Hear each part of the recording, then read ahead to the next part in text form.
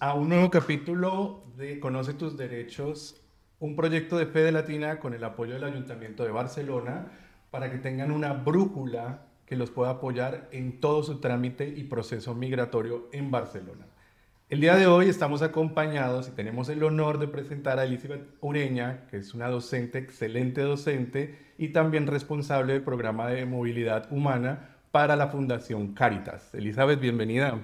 Muchas gracias, Víctor. Un placer estar aquí con vosotros. No, para mí también. Les cuento que Elizabeth fue profesora mía de la maestría en migración contemporánea y gracias a la cátedra que nos dio ella sobre migración y extranjería es que tuve el honor de invitarla el día de hoy para que nos cuente un poco sobre tu trabajo, quién eres tú, cuál es tu trayectoria dentro de las migraciones y qué es tu rol en Cáritas. Bueno, pues las migraciones empecé hace ya bastantes años, hace como 20 años, ¿no? Inicial, un poquito más incluso. Empecé primero, mi primer contacto fue en Sorracismo, primero como voluntaria y luego durante una etapa de 2, 3 años como abogada del servicio de denuncias. Y ahí, bueno, pues poco a poco me fui concienciando cada vez más, ¿no?, de la necesidad de profesionales, ¿no?, en el tema de las migraciones, en el tema de la discriminación, y poco a poco pues fui entrando y ahora ya hace unos 15 años que estoy en Cáritas Barcelona, primero como abogada y desde el 2020 como responsable del programa de migraciones. Súper. Para todas las personas migrantes que estén pensando en el tema de regularizarse y esta gran controversia que hay ahora, ¿no?, con el tema del nuevo reglamento de extranjería, Elizabeth nos va a explicar un poco qué es el reglamento, porque es algo que muchos migrantes dicen, bueno, pero ¿qué es eso? Y cómo que ahora se modifica y nos afecta, cómo nos afecta o cómo nos beneficia. Entonces yo creo que iniciemos como explicando qué es el reglamento y qué es la modificación al reglamento.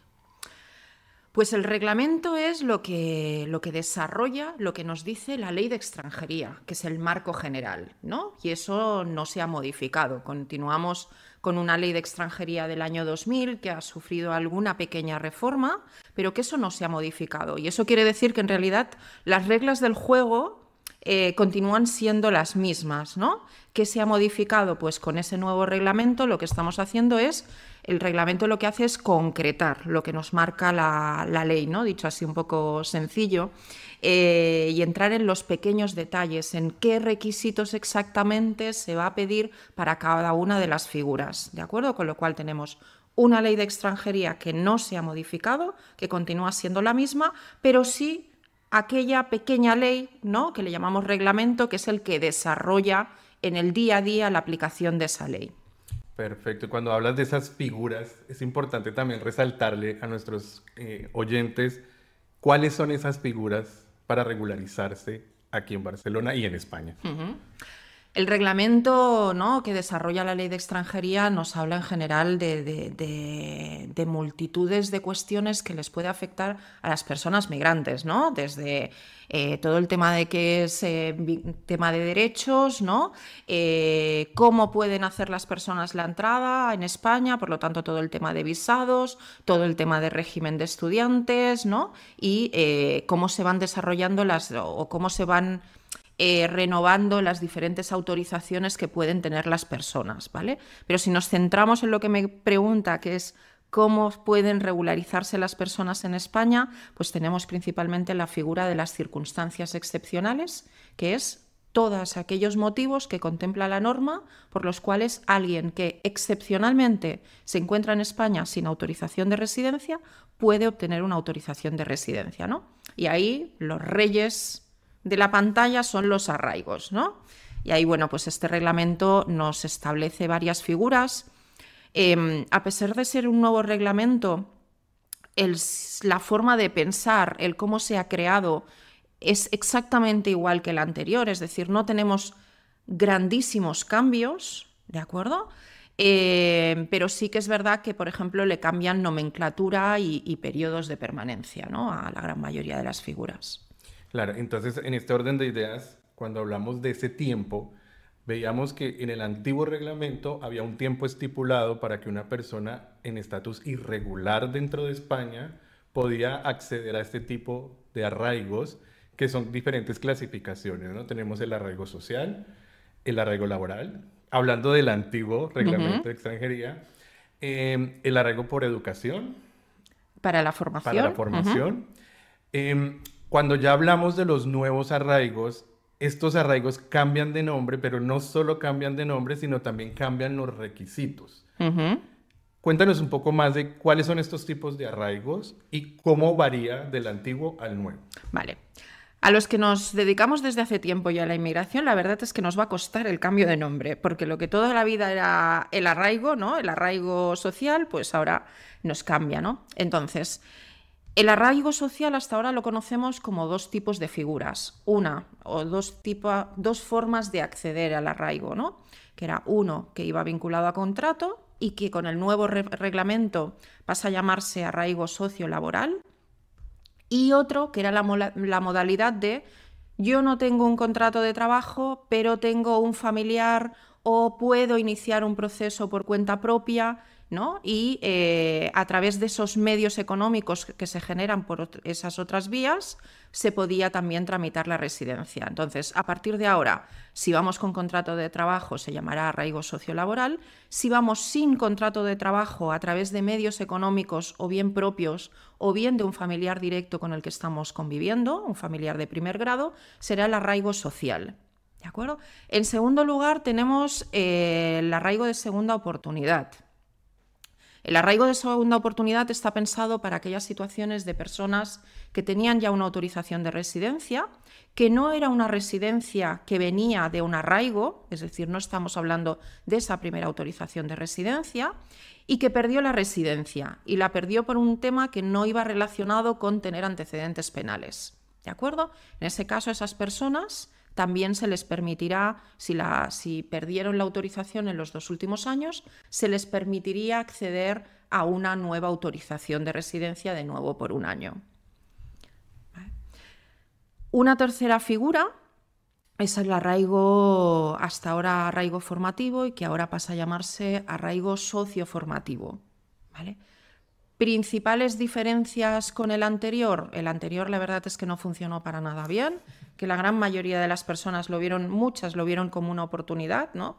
Para formarse y para poder acceder a una residencia, pero que requería, una vez finalizada la formación, que la persona encontrase un contrato de trabajo vinculado a la misma formación que había estado realizando. Y ahí venía el problema, ¿no? Y al cabo de un año, cuando esa autorización caducaba, la gran mayoría de las personas han perdido su autorización. La nueva figura, el arraigo socioformativo, en estos momentos, por un lado, nos permite trabajar desde el primer momento, si bien es verdad que el objetivo principal de la autorización es formarse, con lo cual la persona va a poder trabajar, pero no a jornada completa, pero sí por un máximo de 30 horas semanales, ¿no? Para cualquier tipo de ocupación, con lo cual no va a tener que ir necesariamente relacionada con la formación que esté dando, ¿no? ¿Y qué ocurre cuando esa autorización al cabo de un año caduque? Pues que o bien, si sus circunstancias continúan siendo las mismas y ha acabado la formación, o no la ha acabado y todavía continúa necesitando acabar de estudiar, la va a poder prorrogar. Y si acabó la formación y resulta que está trabajando y reúne los requisitos para poder pasar a una autorización de residencia y trabajo, esa persona va a poder modificar directamente. Con lo cual se espera que la gran mayoría de las personas que inicien un proceso de regularización por el arraigo socioformativo, pueda, pasado un año, mantener esa autorización, ¿no? Creemos que será así, veremos. Y finalmente, la cuarta figura es el arraigo familiar, que con el nuevo estatuto de residencia para familiares de español ha disminuido mucho los supuestos, ¿no? Era un arraigo que estaba pensado para cualquier persona vinculada, para un gran número de personas que tenían una situación de parentesco con una persona española. Han salido de esa figura, ahí se quedan exclusivamente situaciones de progenitores de menores de edad de una nacionalidad de la Unión Europea que no sea española, es decir, otros ciudadanos de la Unión Europea, y para cuidadores también de familiares de personas con nacionalidad de la Unión Europea que no sea un español, ¿de acuerdo? Con lo cual, todo el resto de situaciones que se vinculaban al arraigo familiar hasta ahora y que iban relacionados con una relación de parentesco con un español, se van a la figura de la residencia de familiar de español, ¿no? Grandes diferencias en general, pues que todas las autorizaciones que van vinculadas a una permanencia previa en España bajan, bueno, dejan de tener diferentes periodos de permanencia, ¿no? Hasta ahora teníamos los arraigos 3 años, el arraigo para la formación 2 años, ¿no? Se homogeneiza ese periodo y pasa a ser todo el mundo 2 años, ¿no? Siempre y cuando vaya vinculado a permanencia previa. Ese gran cambio del arraigo socioformativo, ¿no? Que va a poder permitir trabajar desde el primer momento a la persona por un máximo de 30 horas, y también un cambio muy importante en lo que es el arraigo sociolaboral, el que va con un contrato de trabajo, porque además de reducirse de 3 a 2 años esa permanencia, se va a permitir en todos los supuestos la presentación de contratos con un mínimo de 20 horas a la semana y por un salario proporcional a esas 20 horas, no como ocurría hasta ahora. Con lo cual, en ese sentido, son buenas novedades, pero hay una gran parte de la población que va a quedar excluida, ¿no? Y es todas aquellas personas que solicitaron protección internacional, que a partir de ahora, todo el tiempo que la persona ha sido solicitante de protección internacional, pues no va a computar a los efectos de pedir otro tipo de arraigo, otra vía de regularización, ¿no? Cuando se pide una permanencia previa. Ok, o sea que según entiendo, los arraigos nuevos, en el nuevo reglamento, necesitan ya no 3 años de estar empadronados, porque creo que eso es lo más importante, ¿no? Porque muchas personas piensan, no, yo ya estoy 2 años aquí regular, entonces ya puedo aplicar. Tienen que estar empadronados desde el momento 1 hasta completar los 2 años exactos, y a los 2 años y un día ya pueden pedir ese arraigo, ¿correcto? Exacto. Con el arraigo social nos dices que tienen que tener, no necesitan un contrato para poder estar en el arraigo social, pero necesitan tener medios económicos. Esos medios económicos puede ser dinero en una cuenta. ¿Hay alguna suma específica para poder tener o acceder a este arraigo? Cuando los medios económicos vienen, son de la propia persona, se va a pedir el 100% del IPREM. Okay. ¿De acuerdo? Que el IPREM son unos 600 euros, pues contado, multiplicado por 12 meses. 7.200. Que va a ser, exacto, muy bien, bien con las mates. Si los medios económicos no vienen de la persona, sino que viene de los familiares de primer grado con los que está conviviendo, es decir, la pareja, ¿no? Pareja, cónyuge, hijos mayores de edad que estén ya trabajando o ascendientes con los que está conviviendo, ahí la semana pasada nos comunicaron por vía de instrucción que lo que se iba a pedir es el 200% del IPREM, ¿no? Pues ahí... Duplica. Exacto.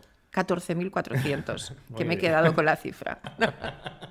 Perfecto. Esto con el tipo de arraigo social. Ahora viene el nuevo, que es el sociolaboral, que nos pide un contrato mínimo de 20 horas. Exacto. Con un salario proporcional a 20 horas, que eso es una ventaja gigante. Que no había pasado, exacto.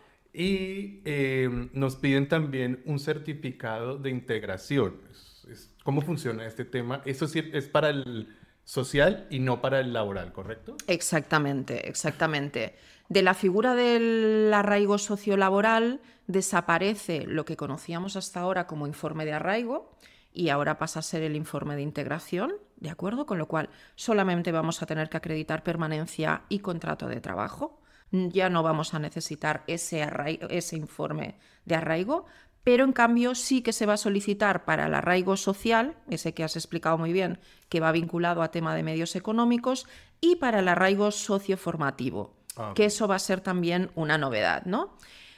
Y ahí a fecha de hoy pues tenemos una nueva complicación, y es que a pesar de que el reglamento nos habla de ese informe de integración, de cuál va a ser en general el contenido, ¿no? Pero es como muy etéreo, nos habla de conocimientos del entorno, ¿no? De la sociedad de acogida, de los valores constitucionales, ¿no? Pero no nos concreta exactamente en qué. Y estamos a la espera de que la Generalitat de Cataluña, que es la competente en ese tipo de informes, acabe de sacar la instrucción que nos diga exactamente esos valores, ese conocimiento en qué se concreta, ¿no? ¿Qué quiere decir? Vamos a tener que aportar conocimientos de lengua castellana y catalán, como hasta ahora, de cuántas horas va a tener que ser. Vamos a tener que aportar algún curso de inserción laboral, ¿no? Algún curso de conocimientos del entorno, exactamente en qué se va a concretar, ¿no? Pero no es claro hasta el momento. Hasta el momento no lo es claro, no sabemos. Ok, o sea, el arraigo social y el arraigo para la formación, o sí, son los que van a pedir este informe, ¿correcto? Y el laboral no pide este informe, solamente un contrato con mínimo 20 horas. Exacto. ¿Exacto? Perfecto. Cuando ya hablamos del arraigo por la educación, vemos que tú nos explicas un poco sobre el tema de 30 horas en cualquier ámbito laboral que ya no sea relacionado directamente con lo que se estudió. O sea, yo puedo trabajar en lo que yo quiera y tengo esas 30 horas de permiso.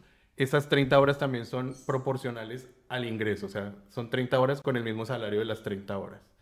Porque había escuchado algo sobre un cambio de visado de estudiantes donde se piden 30 horas con un salario de 40 horas. Esto es algo que todavía me patina un poco porque no es claro, pero ¿esto cuándo se presenta? ¿En qué caso exacto se presenta?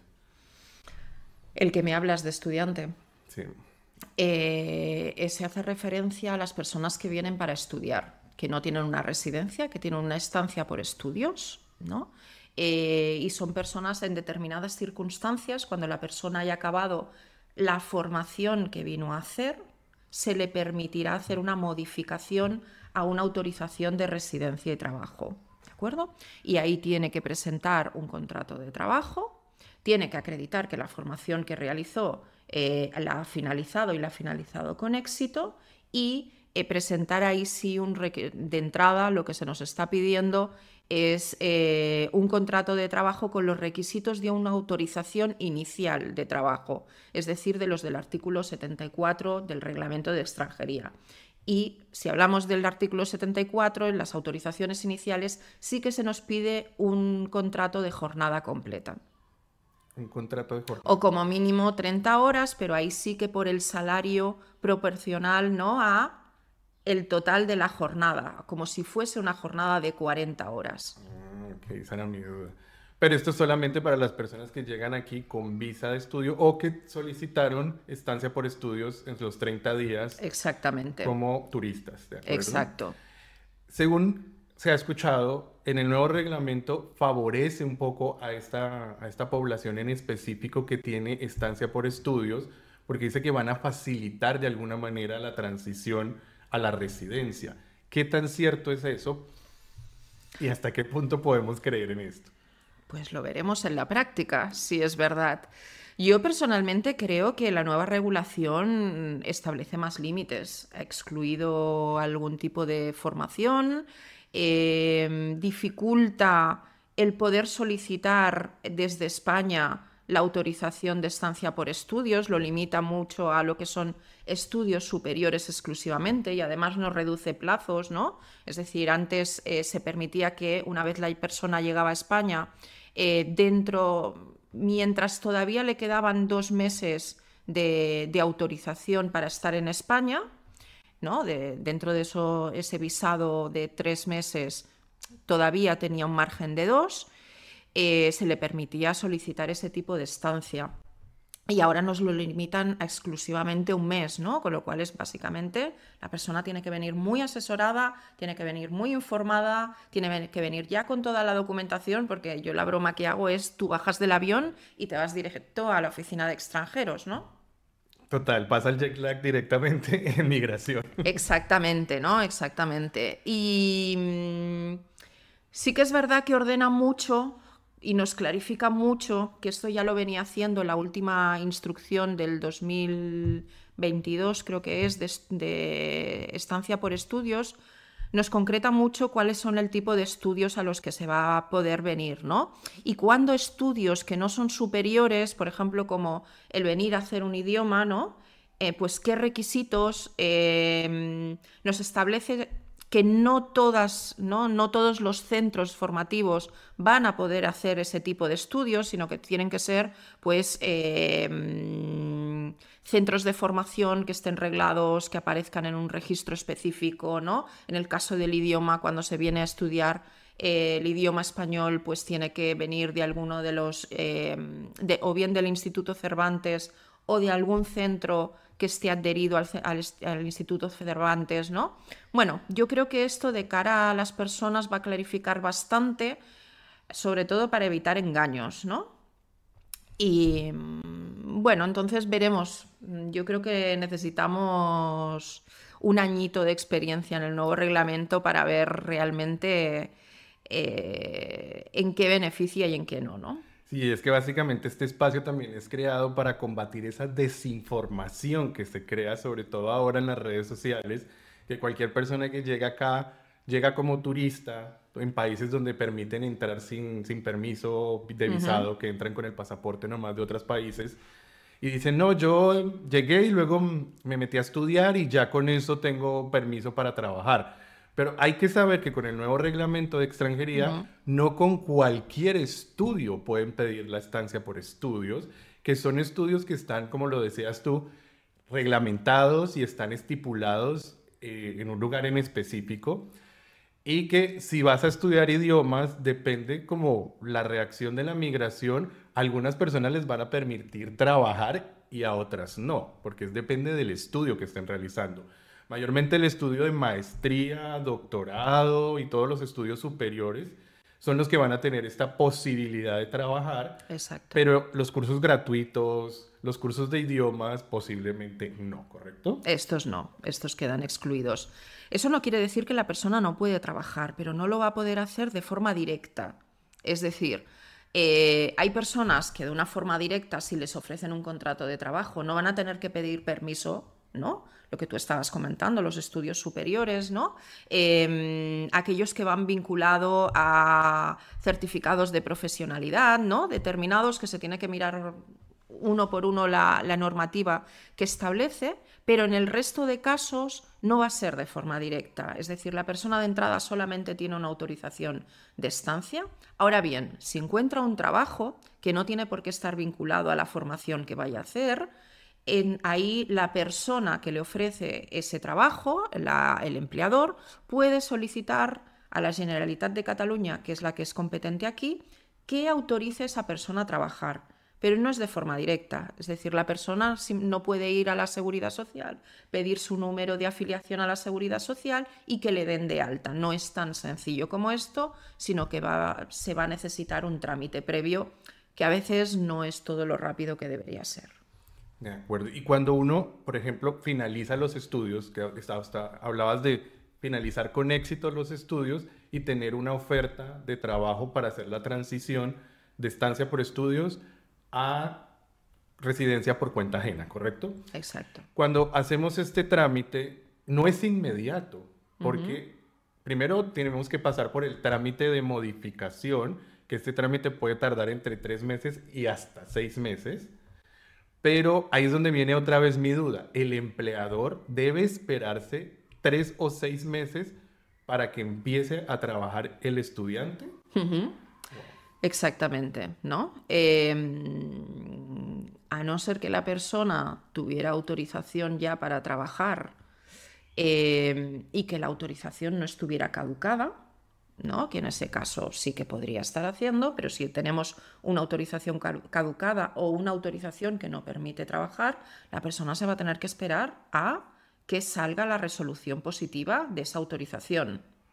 O sea que es importantísimo también resaltar los tiempos, ¿no? Porque sabemos que este tipo de modificaciones se pueden realizar 2 meses antes de que se venza el permiso de estudio y hasta 3 meses después Ujú. de que ya está vencido el permiso de estudio. O sea que si hacemos estos trámites con tiempo e inteligentemente, yo puedo hacer mi trámite 2 meses antes de que se venza seguir trabajando con el nuevo empleador bajo un contrato de 30 horas, Ujú. hacer mi modificación a residencia por cuenta ajena para que ya me permitan trabajar 40 horas. El empleador me baja de la seguridad social una vez me den la resolución positiva y me vuelve a subir con un contrato de 40. ¿Lo tengo claro? Súper. Ok. Perfecto, pues esa es la idea porque muchas personas tienen como esas dudas tan puntuales Ujú. que muchas veces resulta que por acá le dijeron una cosa, que por acá la otra, que en internet vio otra y confunden muchísimo más al migrante. Sí, sí, bueno, y la situación actualmente de la Secretaría de Inmigración es que es quien nos tiene que decir exactamente, ¿no? Cómo se aplica ese reglamento tampoco facilita, porque incluso los propios profesionales que estamos en el día a día de la realidad de extranjería vamos perdidísimos, ¿no? Bueno, aún yo tenía la confianza de que, teniendo en cuenta que es un reglamento que entra 6 meses más tarde de su aprobación, que a fecha de hoy ya lo tuviéramos todo preparado, ¿no? Supiéramos qué tipo de informe hay que presentar cuando hay que presentar informe, tuviéramos todas las hojas informativas, tuviéramos todas las instrucciones, y la verdad es que vamos todos los profesionales con muchos interrogantes, ¿no? Todavía, con lo cual, bueno, creo que un buen consejo es cuidado, ¿no? Con personas que te aseguran que todo está claro y que esto es sí o sí así, ¿no? Hay poquitas cosas, más allá de lo que acabamos de explicar, hay pocas cosas que estén muy claras. Sí, yo creo que claramente la recomendación es esperen cómo avanza, porque siempre es como una interpretación. Esto es una ley y se interpreta de diferentes maneras. Ujú. Y como decimos nosotros en mi país, echando a perder se aprende. Entonces con los procesos, los primeros procesos que vayan viendo como esas características específicas, ahí Ujú. uno va sabiendo si está haciendo las cosas bien o las está haciendo mal, pero ya en la práctica, porque en la teoría es todo lo que estamos explicando el día de hoy, pero en la práctica todavía no lo sabemos porque esto le faltan creo que 3 días para que comience, entonces igual se va a colapsar el sistema a partir del 20 de mayo, así que hay que tener como tiempo y paciencia para hacer procesos migratorios. Sí, vale la pena asegurarse, ¿no? Y además es que vamos a entrar, pensemos que la oficina de extranjeros ahora mismo ya está colapsada, ¿no? Eso que tú decías de procesos que están tardando 6, 8 meses con el antiguo reglamento, y eso todavía lo tenemos ahí pendiente. A partir de la entrada en vigor del reglamento el día 20, vamos a empezar a muchísimas personas, muchísimas solicitudes que van a ir entrando. Tal vez vale la pena esperar un poquito a presentar, a tener todo bien claro, para entonces presentar con seguridad, porque si no, a lo mejor vamos a estar, pues no lo sé si vamos a estar 8 meses o vamos a estar un año esperando resolución, y luego nos podemos encontrar una mala sorpresa. Sí, porque muchas personas no saben qué pasa también en el caso de yo ya hice mi proceso de arraigo antes del 20 de mayo y ahora con el cambio después del 20 de mayo, ¿me afecta a mí también? ¿O qué pasa con las personas que ya iniciaron un proceso?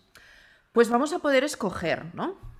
Es decir, lo que nos dicen es lo que dice el reglamento, es todo aquello que yo haya presentado antes del 20 de mayo, o sea, hasta hoy, ¿no? Se va a tener que presentar, se va a regir con el antiguo reglamento, pero a partir del 20 de mayo, aquellas personas que consideren que les es más beneficioso el nuevo reglamento y que reúnen los requisitos para acogerse al nuevo reglamento, van a poder solicitarlo por escrito, ¿no? Y hay mucho cuidado. Es decir, no es solamente presentar un escrito en el que se diga yo quiero que se me aplique el nuevo reglamento, sino que ya nos están diciendo tienes que presentar ese escrito diciendo quiero que se me aplique, y decir exactamente qué figura quieres que se te aplique y aportar la documentación adicional cuando haya otros requisitos. Por ejemplo, una persona que haya pedido el arraigo para la formación con el reglamento actual y que todavía no haya una resolución a fecha de hoy, ¿no? Y que a partir de mañana quiera solicitar el arraigo socioformativo del nuevo reglamento. Bueno, pues ojo, hemos de tener en cuenta que se pide un informe de esfuerzo de integración. Con lo cual, la persona que diga quiero que se me aplique esa nueva figura va a tener que presentar el informe de esfuerzo de integración o al menos el resguardo de haberlo solicitado y, como nos dice la normativa, que haya pasado como mínimo un mes desde que solicité ese informe y que todavía no me lo hayan dado.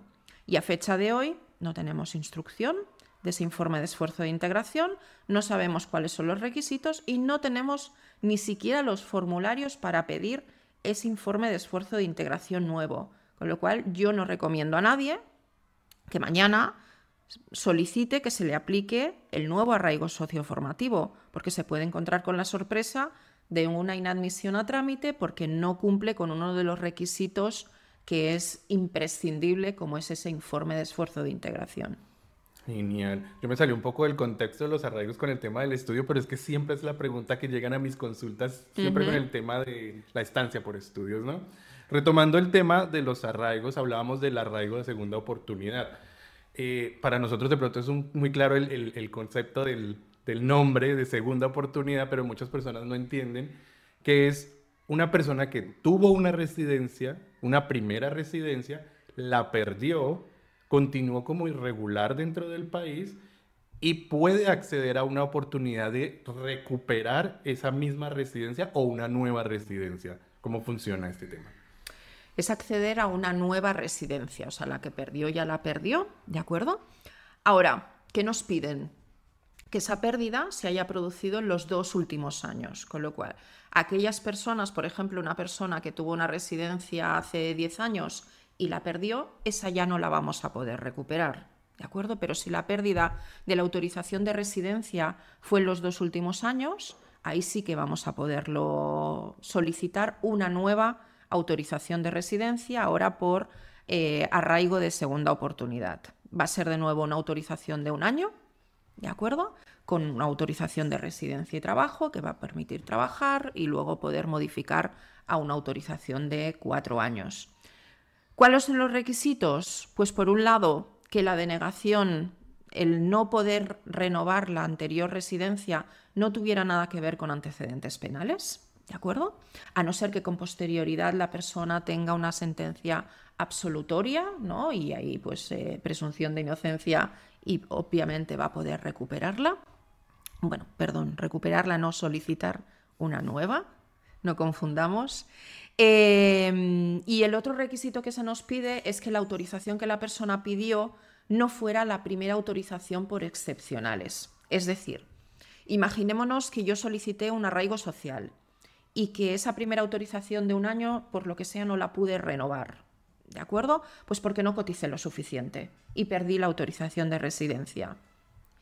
Si yo no he podido modificar a una residencia y trabajo esa primera autorización, esa primera ya no la voy a poder recuperar, ¿de acuerdo? Si en cambio yo hice un arraigo social con un contrato, me dieron una autorización de 1 año y la pude modificar a una residencia y trabajo y me dieron una autorización de 2 años y esa segunda de 2 años no la pude renovar, pues porque no había cotizado lo suficiente, ahí sí que, si la perdí en los 2 últimos años, reúno los requisitos para poder solicitar un arraigo de segunda oportunidad. Perfecto. Y el último tema era de arraigos, era sobre familiar de español que nos comentabas. Por ejemplo, si yo hago una pareja de hecho, ahí tienen que subirme como familiar de comunitario, ¿correcto? ¿Con el nuevo reglamento? Esa es mi duda. No. Con el anterior sí, con el nuevo no. Bueno, esto merece estudio aparte, ¿eh? Lo primero que ha salido ya de la figura del arraigo. Si hablamos de familiar de español, ya no es un arraigo, es una residencia directamente como familiar de español. ¿De acuerdo? Es un estatuto diferente. La semana pasada salió una instrucción, la instrucción 2 de la Secretaría de Inmigración, donde habla específicamente de la residencia de familiar de español, ¿no? Y viene a mejorar, que es cuestionable si es la forma de mejorar a nivel legal a través de una instrucción, un reglamento, pero vamos a dejarlo para otro día esto, pero viene a mejorar la situación del reglamento, ¿no? Porque excluía, sobre todo porque excluía con la disposición transitoria cuarta, excluía a la gran mayoría de familiares de poder solicitar la autorización estando ya en España, ¿no? Y ahí todos los hijos mayores de edad o los ascendientes quedaban excluidos y solo podían pedirlo desde país de origen o país de residencia que no fuera España, ¿no? Y eso se ha venido solucionando. Y con todo esto me he perdido de lo que me estás preguntando. Tranquilo, estábamos hablando sobre... Me metí en el rol de profe y ya... Cuando haces pareja de hecho. Vale. Entonces, esta instrucción nos dice, ¿no? Nos viene a decir, nos viene a detallar los diferentes supuestos en los que, pues básicamente, cuándo voy a poder utilizar el régimen comunitario y cuándo tengo que ir sí o sí por el nuevo estatuto de familiar de español, ¿no? Entonces, ¿qué nos dice? Que el régimen comunitario lo voy a poder aplicar únicamente cuando yo he hecho uso de la libre circulación por la Unión Europea. ¿Y eso qué quiere decir? Pues que si yo soy española y vengo con mi pareja de hecho, venimos de residir en Alemania, que es otro estado de la Unión Europea, y regresamos a España, ahí yo he hecho uso de la libre circulación, ¿de acuerdo? Me he movido y he estado residiendo en otro país de la Unión Europea. Y ahí cuando yo regrese a España voy a poder escoger entre derecho comunitario y hacer una tarjeta de familiar de comunitario, o me voy a poder ir a el nuevo estatuto de familiar de español, ¿de acuerdo? Pero si no he hecho uso de esa libre circulación, es decir, si yo no he residido en otro país de la Unión Europea, lo único que voy a poder hacer es solicitar residencia por el nuevo régimen de residencia de familiar español de la Ley de Extranjería.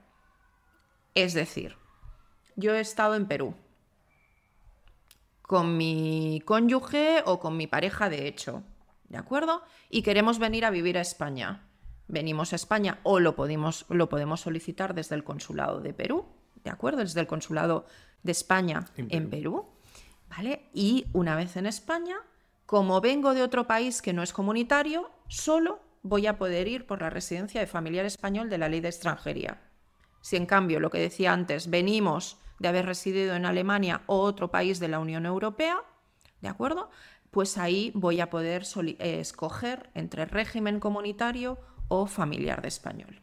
Y si la pareja de hecho se hace acá, yo como extranjero con una estancia por estudios, un ejemplo, hago pareja de hecho con un español, ¿ahí qué pasa? Pues no hemos hecho uso del derecho a la libre circulación, no hemos salido de España, con lo cual ahí es regularización exclusivamente por el nuevo régimen de residencia de familiar español de la Ley de Extranjería. Ok, perfecto. Hay como una confusión que he visto mucho entre la protección internacional y la visa humanitaria. La gente confunde estos dos términos porque creen que las facultades que tiene la visa humanitaria son las mismas que pueden pedir por la vía de la protección internacional. Cuéntanos un poco cuál es la diferencia y cuáles son los beneficios que tiene la visa humanitaria.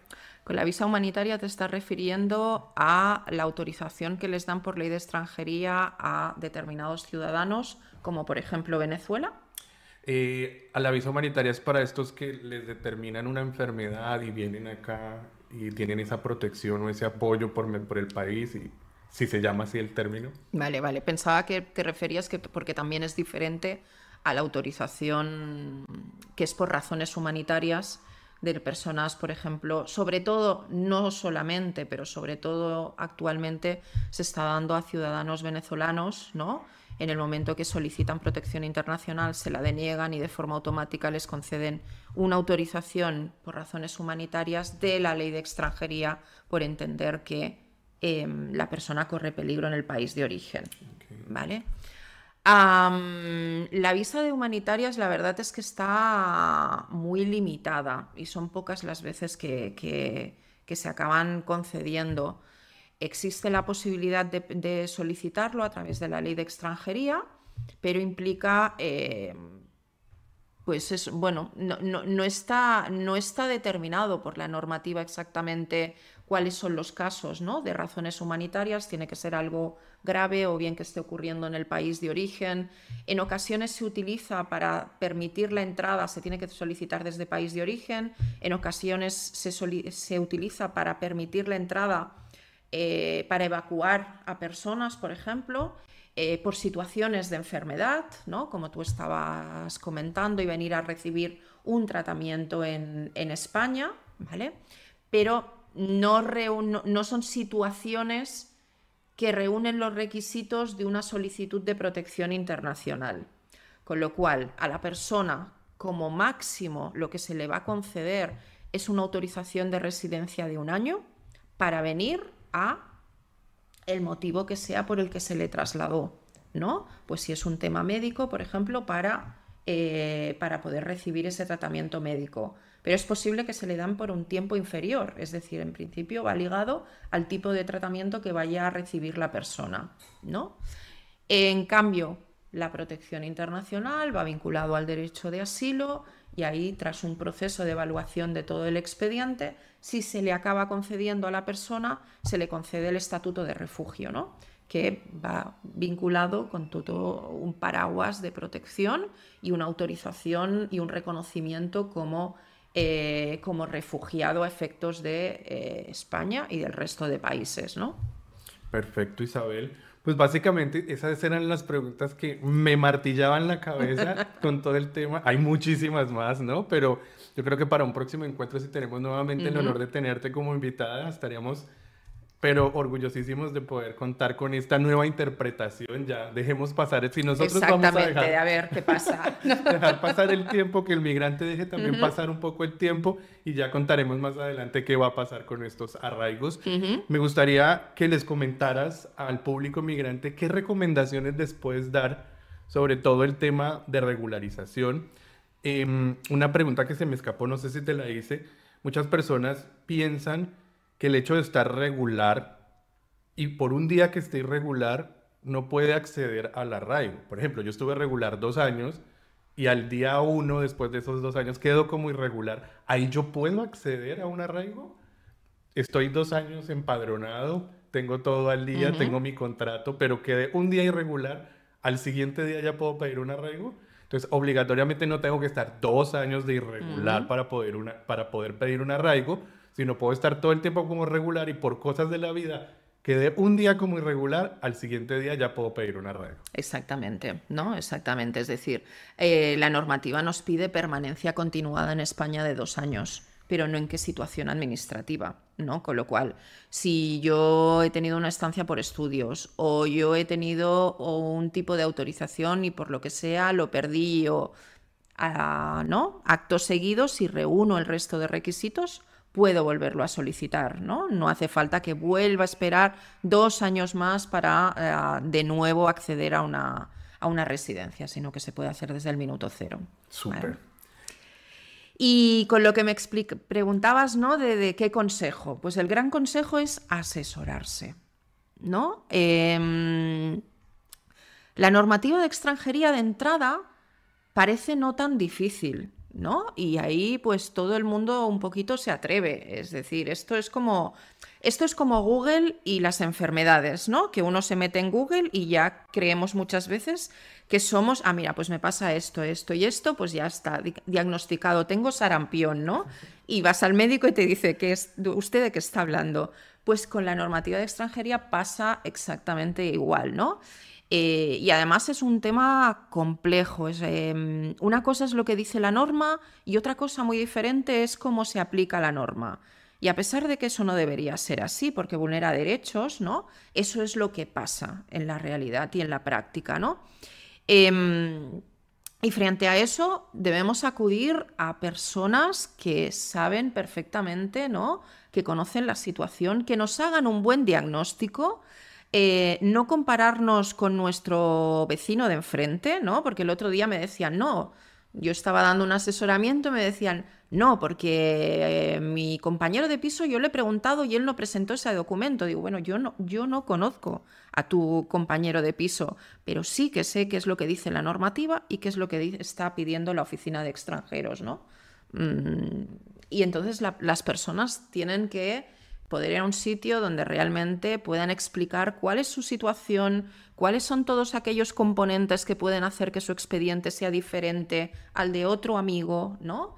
Y asesorarse, ¿no? Y hay muy buenos profesionales en extranjería y que no nos rijamos tampoco por cuál es el más caro y porque será el que mejor asesoramiento puede dar. Obviamente hay profesionales privados súper buenos, ¿no? Que van a dar un muy buen asesoramiento, pero creo que aquí también hay que reivindicar el papel de las entidades sociales también, ¿no? Que obviamente no llegamos a todas las personas, pero sobre todo sí a esas personas que puedan no tener recursos y que no por el hecho de que sea gratuito el asesoramiento es un mal asesoramiento, sino todo lo contrario, ¿no? Me consta que todos trabajamos muchísimo.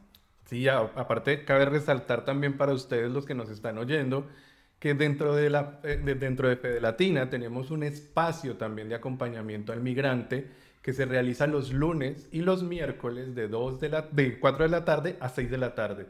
Entonces, para todas las personas que necesiten un asesoramiento gratuito, como para tener estos conceptos que hablamos el día de hoy con Isabel más claros, acérquense que nosotros con muchísimo gusto los vamos a apoyar. Isabel, muchísimas gracias por tu A ti, participación, por tu Víctor. presencia, por tu conocimiento también.